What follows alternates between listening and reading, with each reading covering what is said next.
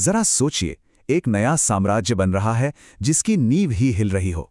कुछ ऐसी ही शुरुआत थी दिल्ली सल्तनत की। ये कहानी सिर्फ जंग जीतने की नहीं है, बल्कि उस सल्तनत को खड़ा करने की है जिसने हिंदुस्तान का इतिहास ही बदल कर रख दिया। तो सवाल यही उठता है कि आखिर सिर्फ जमीन जीत लेने से एक स्थायी साम्राज्य कैसे बनता है? मतलब एक सैन्य जीत को एक ऐसी विरासत में कैसे बदला जाए जो सदियों तक चले? आइए इसी को समझने की कोशिश करते हैं। तो बात है 13वीं सदी की शुरुआत की। तुर्क आक्रमण हो चुके थे और उत्तरी भारत की सियासत कह सकते हैं पूरी तरह से बदल गई थी। एक नई ताकत तो उभर रही थी, पर उसकी पकड़ अभी बहुत ही कच्ची थी। देखिए, इसकी जमीन तो महमूद गजनवी के हमलों से ही तैयार होने लगी थी।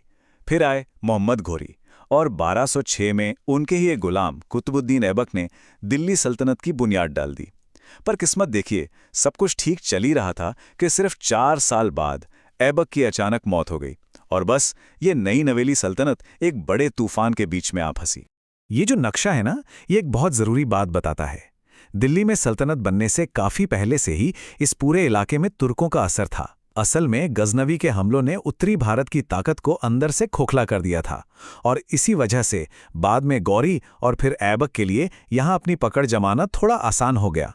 तो समझिए, सल्तनत की हालत उस वक्त एक छोटे से पौधे जैसी थी, नाजुक और चारों तरफ से खतरों से घिरी हुई।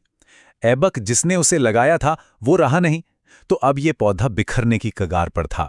इसे एक मजबूत सहारे की जरूरत थी, एक ऐसे हाथ की जो इसे इन तूफानों से बचाए और एक मजबूत पेड़ बना सके।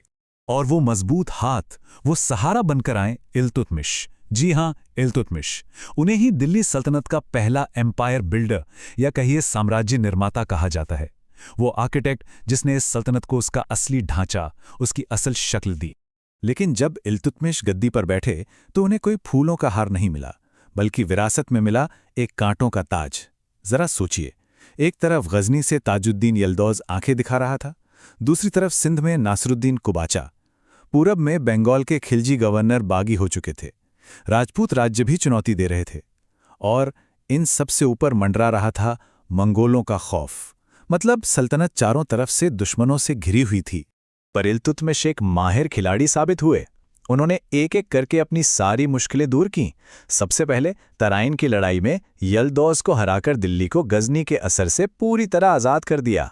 फिर कुबाचा का कांटा निकाला, और जब मंगोलों की बारी आई तो जंग के बजाय अपनी सूझबूझ से उन्हें दूर रखा। बस इतना ही नहीं, पूरब में बंगाल और बिहार को भी वापस दिल्ली के कंट्रोल में ले आए।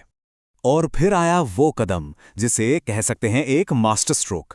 18 फरवरी 1229 बगदाद के खलीफा ने इल्तुतमिश को सुल्तान आजम का खिताब दिया। अब समझिए, ये सिर्फ एक टाइटल नहीं था, ये एक तरह से पूरी इस्लामी दुनिया से मिला एक लीगल स्टैंप था।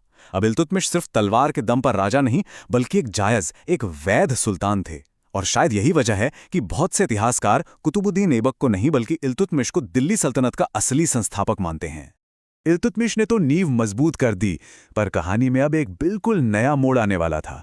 इल्तुतमिश के बाद तख्त पर बैठी रज़िया सुल्तान, एक ऐसी काबिल शासक जिनके दौर में सल्तनत के दरबार के अंदर की सियासत और साजिशें खुलकर सामने आ गईं। और यहीं से रज़िया की कहानी का असली संघर्ष शुरू होता है।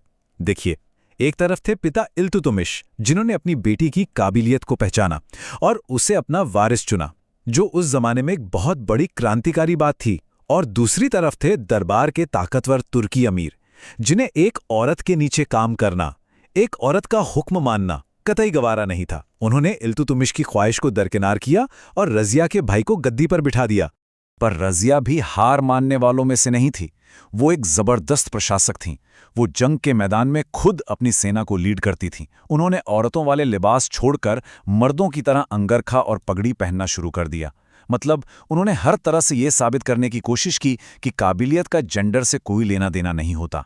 सब कुछ ठीक चल रहा था, पर फिर एक फैसले ने सारी बाजी पलट दी। रज़िया ने जमाल उद्दीन याकूत नाम के गैर तुर्की गुलाम को ज्यादा अहमियत देना शुरू कर दिया, और बस तुर्की अमीरों की नफरत और ईर्ष्या भड़क उठी। उनके दुश्मनों को बस इसी एक मौके का इंतजार था, और वो मौका उन्हें मिल गया। और नतीजा? विश्वासघात और हार। 1240 में रज़िया का शासन खत्म हो गया। उनकी कहानी एक दुखद सबक है। ये बताती है कि एक शासक का सिर्फ काबिल होना ही काफी नहीं होता। दरबार की साजिशों और ताकत के खेल को समझना भी उतना ही जरूरी है। रज़िया के जाने के बाद सल्तनत में एक बार फिर से अफरा तफरी और अराजकता का माहौल बन गया, और इसी माहौल को काबू में करने के लिए सामने आए बलबन, एक लौह मुट्ठी बनकर। उनका फलसफा सीधा था, अगर हुकूमत करनी है तो डर पैदा करना होगा। तो क्या थी बलबन की ये मशहूर रक्त और लौ की नीति? देखिए, इसका मतलब बहुत साफ और क्रूर था। जो कोई भी सल्तनत के खिलाफ आवाज उठाए, उसका सिर कुचल दो। मकसद सिर्फ विद्रोहियों को मारना नहीं था, नहीं, असली मकसद था खौफ पैदा करना, एक ऐसा डर बनाना कि दोबारा कोई बगावत करने की हिम्मत तक ना कर पाए।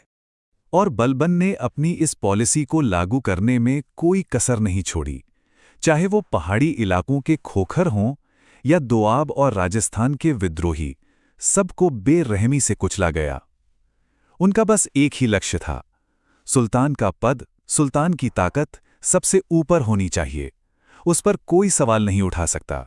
बलबन का शासनकाल एक बात साफ कर गया कि अराजकता के दौर में ताकत सिर्फ वैधता या कानून से नहीं आती, ताकत डर और कंट्रोल से भी बनाई जा सकती है और चलाई भी जा सकती है। ये इल्तुतमिश के रास्ते से बिल्कुल अलग था, पर उस वक्त के लिए शायद असरदार था। तो हमने 3 बड़े शासकों को देखा और उनके 3 बिल्कुल अलग अलग तरीकों को भी। चलिए अब इन तीनों के योगदान को एक साथ रखकर देखते हैं कि सल्तनत की नींव में किसका क्या रोल रहा। तो देखिए, इल्तुतमिश के सामने सबसे बड़ी चुनौती थी बाहरी और अंदरूनी दुश्मनों की, और उन्होंने इसका हल निकाला सल्तनत को मजबूत करके और उसे एक लीगल पहचान, एक वैधता देकर। फिर रज़िया सुल्तान, उनकी चुनौती थी दरबार की अंदरूनी सियासत, और उनकी विरासत बनी सामाजिक नियमों को चुनौती देना। और आखिर में बलबन, जिनके सामने चुनौती थी घटती हुई अथॉरिटी और चारों तरफ फैली अराजकता, और उनका समाधान था डर के जरिए व्यवस्था कायम करना।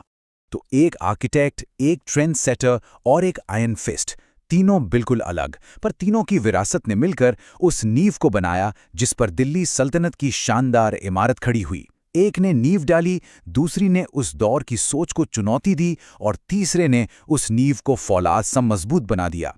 और इन्हीं तीनों की कोशिशों का नतीजा था वो साम्राज्य जो अगले 300 सालों तक हिंदुस्तान की तकदीर लिखता रहा।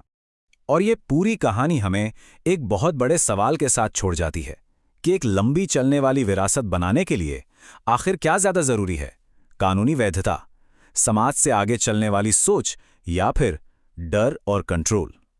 सोचिएगा जरूर।